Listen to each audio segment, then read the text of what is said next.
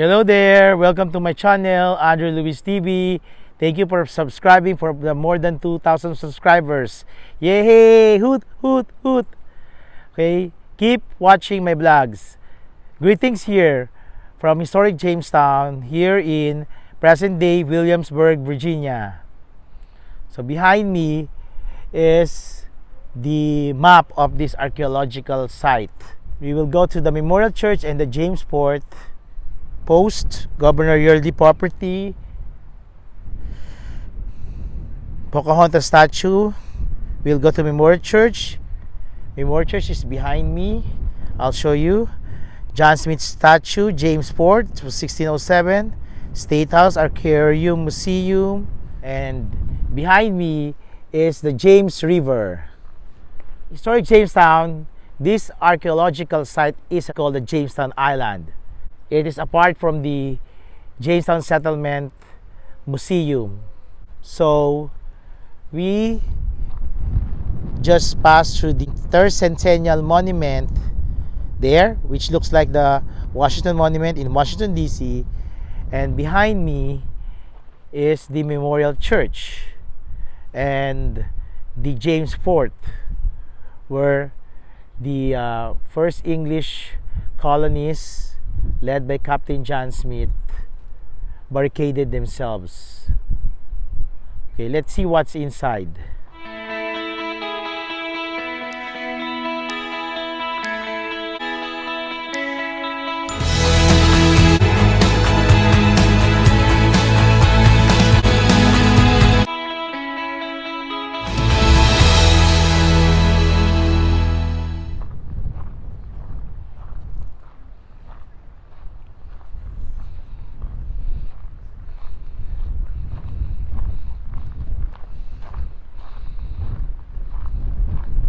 I hope you will watch the full version of my vlogs.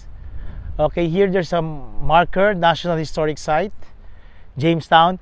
This part of old Jamestown has been owned and preserved since 1893 by the Association for the Preservation of Virginia Antiquities. Founded May 13, 1607, Jamestown was the first permanent English settlement in America. It saw the beginning of many of the nation's institutions, including representative government. It was the capital of Virginia until 1699. The grounds and the Jamestown section of Colonial National Historical Park embrace all of Jamestown Island by the United States Department of the Interior, National Park Service, which operates this together with the non-profit organization, the Jamestown Discovery Foundation. So also, Jamestown is the first capital of the Americas. Here engraved here on the gate entrance to the Memorial Church, 1607 to the left and 1907 to the right. May 9, 8023, I don't know what this number means. Colere coloniarum gloriam. It speaks Latin. Glory to the colony. Glory to the colony. It sounds like that.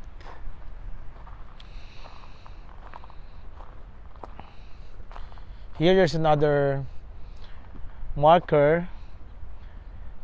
This 22.5 acre property you're about to enter includes the site of the original 1607 Jamesport, which you are about to see, 17th century church and state house, the Historic Jamestown Research Center, and the Natalie and Alan Voorhees Archaearium and Archaeology Museum, which we will learn the way of life of the ancient people who live here.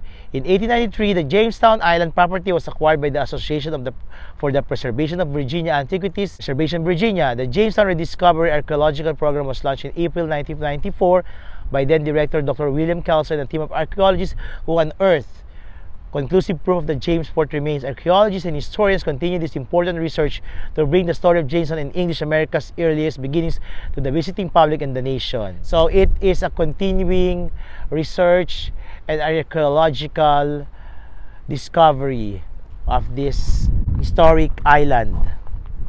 The first permanent English colonial settlement, and also the Powhatan American Indian Territory in the 16th and 17th centuries. So here, there's a marker here that this church is also a cemetery.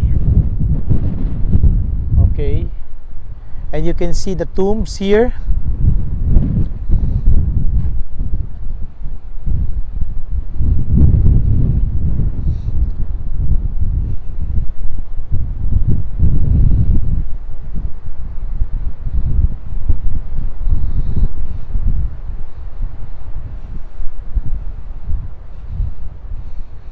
And the James River is far away over there.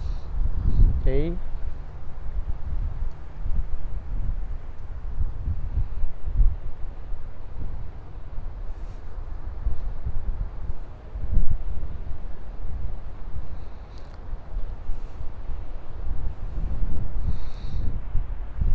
since there is little natural stone in tidewater Virginia, tombstones were rare in the 17th and 18th centuries.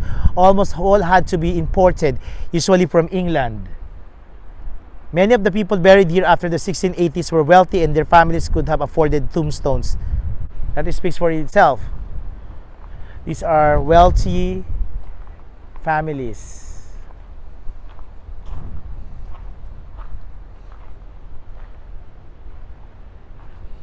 So this is the Jamestown Memorial Church. Remember, this is not the original. This is restored out of archaeological discovery. You see there's a marker here. I will read. Jamestown Memorial Church. The 2019 restoration of Jamestown Memorial Church was made possible thanks to the generosity of the following friends. Okay. So only in 2019 that they restored and replicated this church.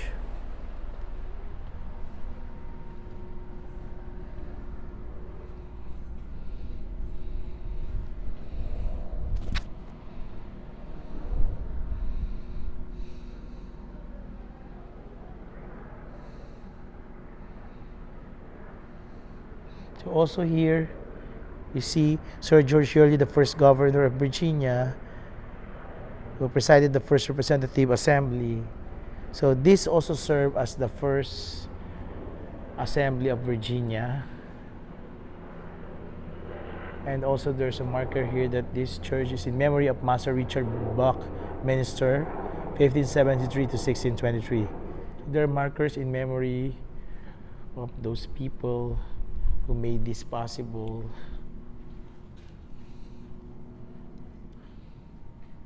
You see there's a video showing how this church was reconstructed and restored out of its original condition, historical condition.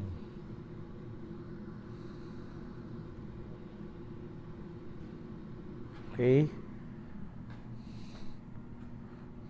There's a glass here on the floor.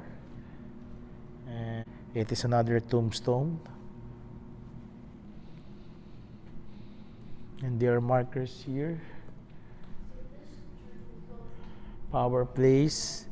These benches mark the spot where democracy began in English North America when the first General Assembly met here July 13, 1619.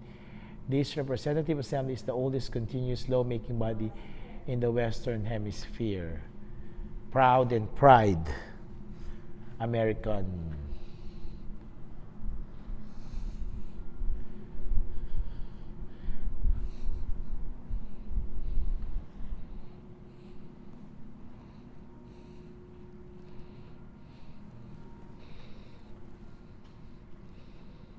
The common law.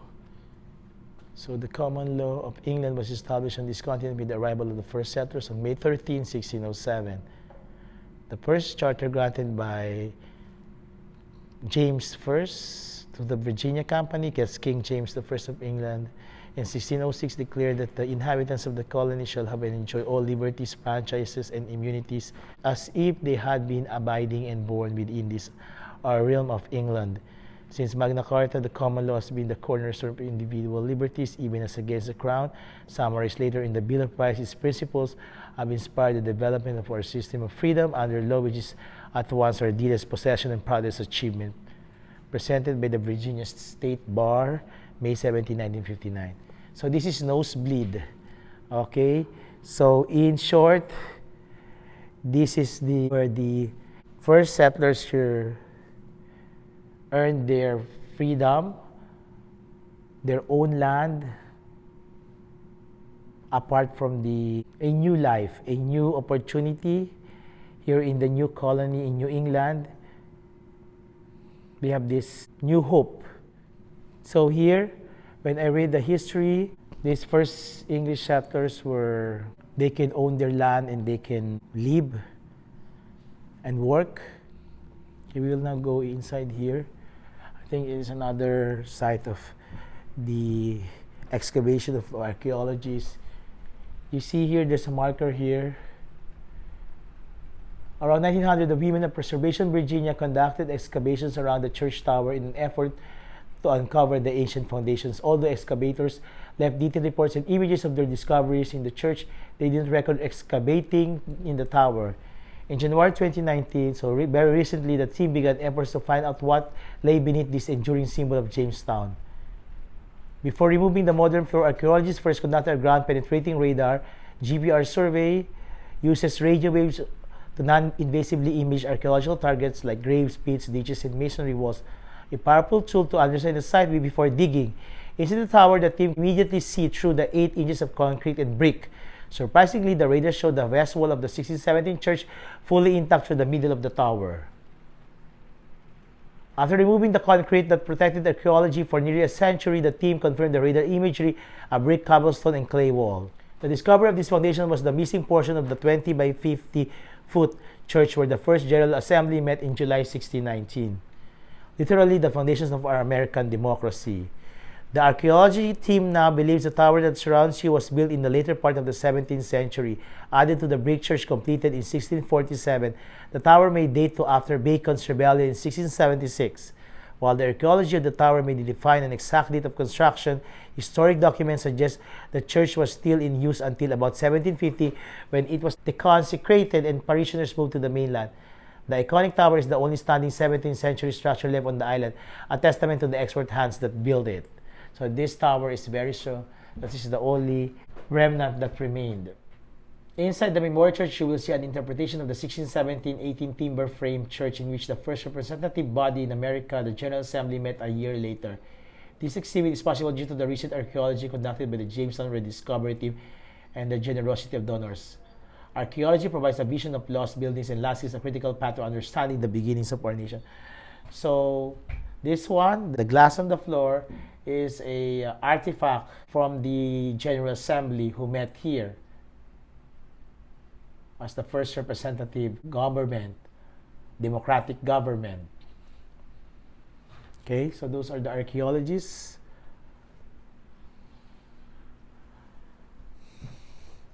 And the research and excavation is still ongoing. You see here. So we are now here on the James Fort. This is the James Fort where Captain John Smith and the English settlers settled and barricaded themselves against the Powhatan Indians.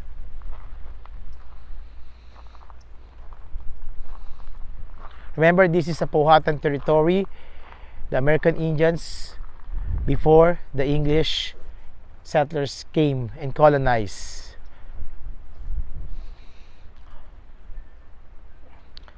So this is where they landed, here in the port, at the foot of the James River, at the foot of this island, and then over there is James River. So they have blacksmith shop, bakery. Archaeologists found artifacts of blacksmith here. You see, they found some of these tools they use in blacksmith.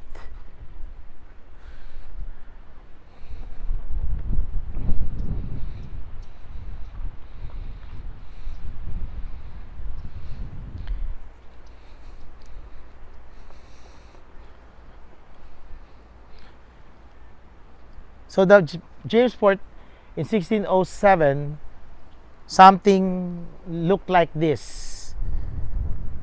It's not modern nor gallant or majestic. It is very simple and ordinary. It's 1611 well. So there is a well here where they get their water, their drinking water. So you see, archaeologists unearthed this also.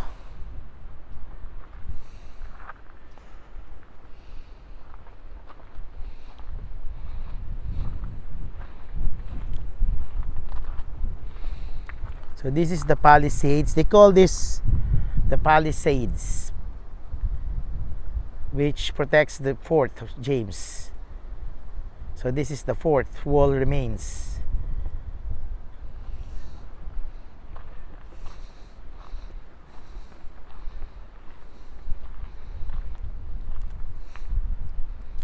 So Jamesport is not as big or majestic that you might think. It is very simple. The first, remember they rode in the 3 expedition ships.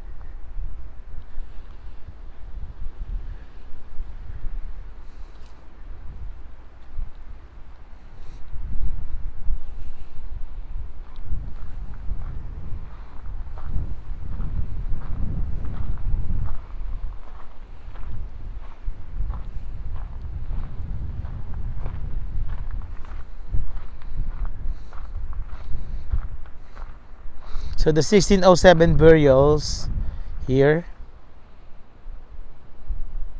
Of course, some of the English settlers got sick because of the local diseases here, which their bodily immune system are alien to the Powhatan territorial diseases. So we have this 1861 Fort Pocahontas. So they found the Fort Pocahontas here. So this is Fort Pocahontas, which is one of the 5 Civil War forts in Jamestown Island. So this is during the American Civil War between 1862 and 1865. It's not part of the first permanent English settlement. So it was renamed this Fort Pocahontas, this whole place. So this is a well. So this was used during the 17th century, the early years of Jamestown. And then the wells they were not used anymore. They were used as garbage, a place to put garbage. Okay.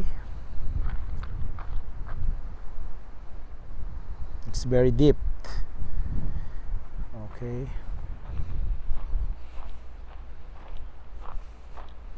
The Hans Shrine. What is this Hans Shrine? This shrine is dedicated to the memory of Reverend Robert Hans, 1560 to 1608, the first Anglican minister of the colony. So this is the first Anglican shrine here. The first permanent English settlers are Anglican, from the Anglican Church. So the Memorial Church is an Anglican church. In subsequent years, the other settlers who migrated here are Catholics and Protestants who fear and run from the persecution of the Anglican Church in England. There's another well here where they drink their water. Eating and drinking in Jamestown. Pictures here unearthed by archaeologists on their eating and drinking tools.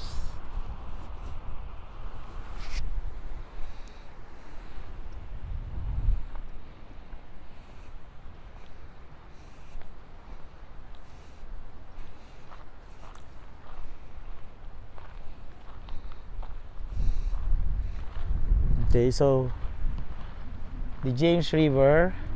So the English colonizers from Atlantic Ocean, they entered the James River and they landed here.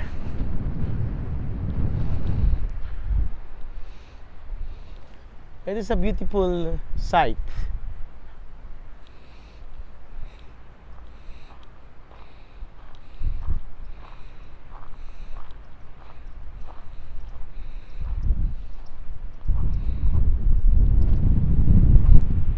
Let's go back there to see the statue of Pocahontas and Captain John Smith. Okay, so here John Smith explored. So from the Atlantic Ocean they entered the Chesapeake Bay.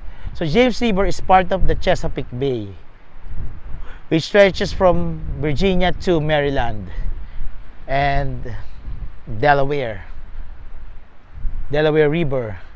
Captain John Smith explored the Chesapeake Bay in the early 1600s, seeking precious metals and the passage to Asia. He traveled the James, Chickahominy, and York rivers in 1607 and led two major expeditions.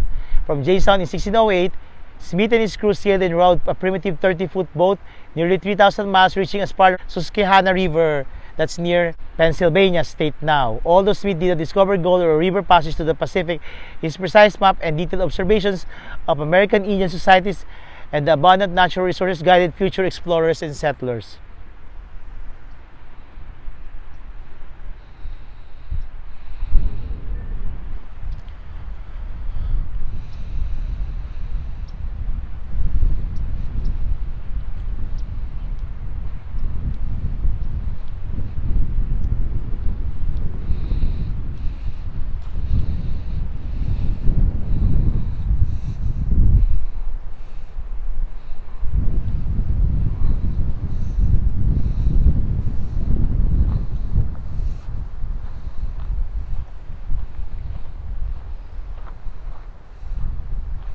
If you're interested to come here, the entrance fee is very pricey, $25 for adults. And if you're a military service or you are an American citizen or permanent resident with disability, it's free, including children are free of charge here.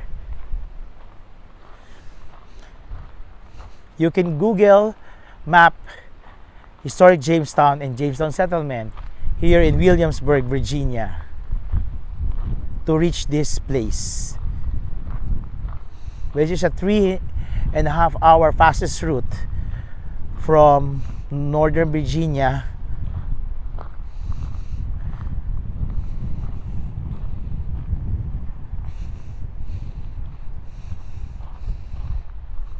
okay. Here there's another marker, Counselor's Row. Archaeological excavations at this location covered the stone foundations that once supported the sills of two substantially built timber frame structures. The cobble footings encompassed A-shaped brick chimney foundations indicating back-to-back fireplace locations in several rooms. The buildings were likely constructed in 1611 at Virginia Company expense residences for Lieutenant Governor Sir Thomas Gates and other government officials. So this fort, this houses the first English settlement.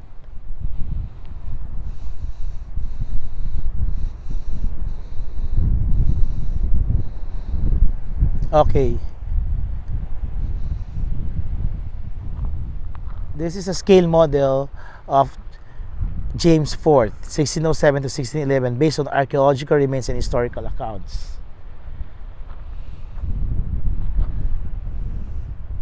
So it looks like this. So the wall called the Palisades, and then there are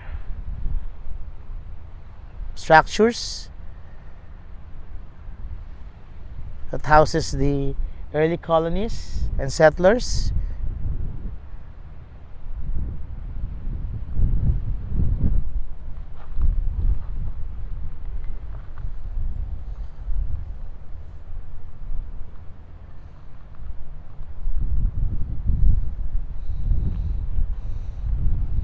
So the James Fort looks like this in 1607 based on archaeological reconstruction. stone house and first well. Another marker here. So they found remains of storehouse and fort's first well. And they have an idea, archaeologists, on how life went here in James Fort.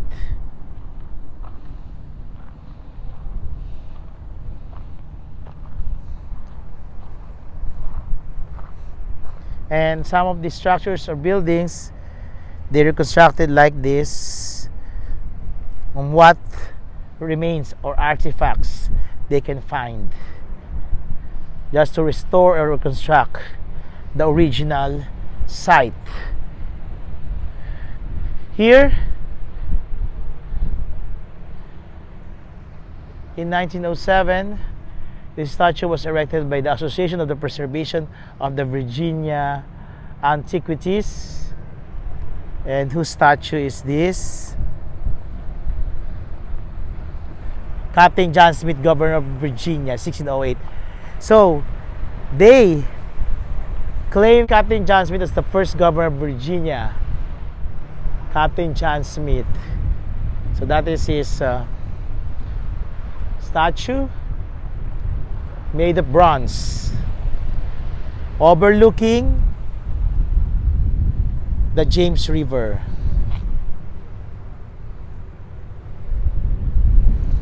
Oh, sunset.